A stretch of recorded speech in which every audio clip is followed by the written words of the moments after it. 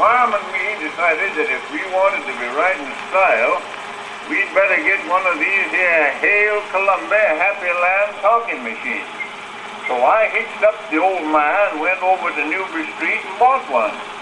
I just got it loaded into the hind end of my wagon when that clerk hollered after me and says, "Hey there, mister, you need some records to go with that machine." I says, "Hold your horses, son. No extras for me this trip. I may get some of them later. Get up, Jeremiah." And I drove off and left him. Well, that evening, Mom and me thought we'd have a little music. So I wound the thing up and started to whirling. But it didn't make no sound. Not a sound.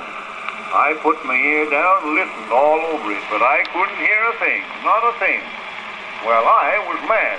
And I went to the telephone and called up that clerk, and I says to him, "Say, young fella, that there Hail Columbia Happy Land talking singing machine of yours don't make no noise. How in Sam Hill do you make it go?" Well, he sassed me right to my face and said if I hadn't been in such a darn hurry to go, he was going to tell me. He said I had to have some selections and some needles to make it work. "Needles," I says. "Young man, you made a little mistake. I bought a singing machine, not a sewing machine." Well, he said it wouldn't sing, nor play, nor talk, nor nothing without needles. So I told him to send me a good lively tune and a needle and a spool of thread to sew it on with, and I'd try it again.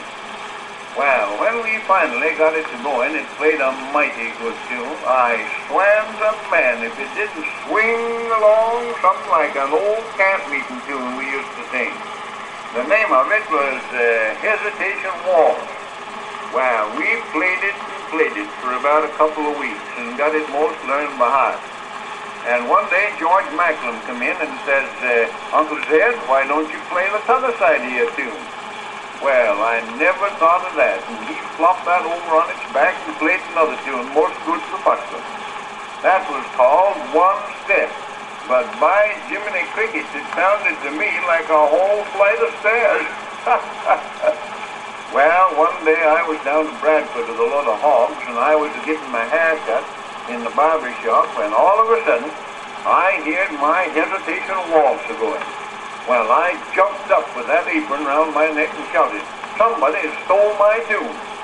But the barber says, "Oh, sit down, sit down. I guess your tune will keep if you get your hair cut on it." Well, after I got all trimmed up, I listened all round, but it had stopped, and I couldn't find it nowhere. But the most curious thing about it was, when I got home, there was my tune right on the machine where I left it. Talk about your mysteries.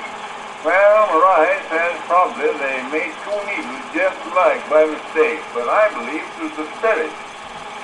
Want to hear a tune?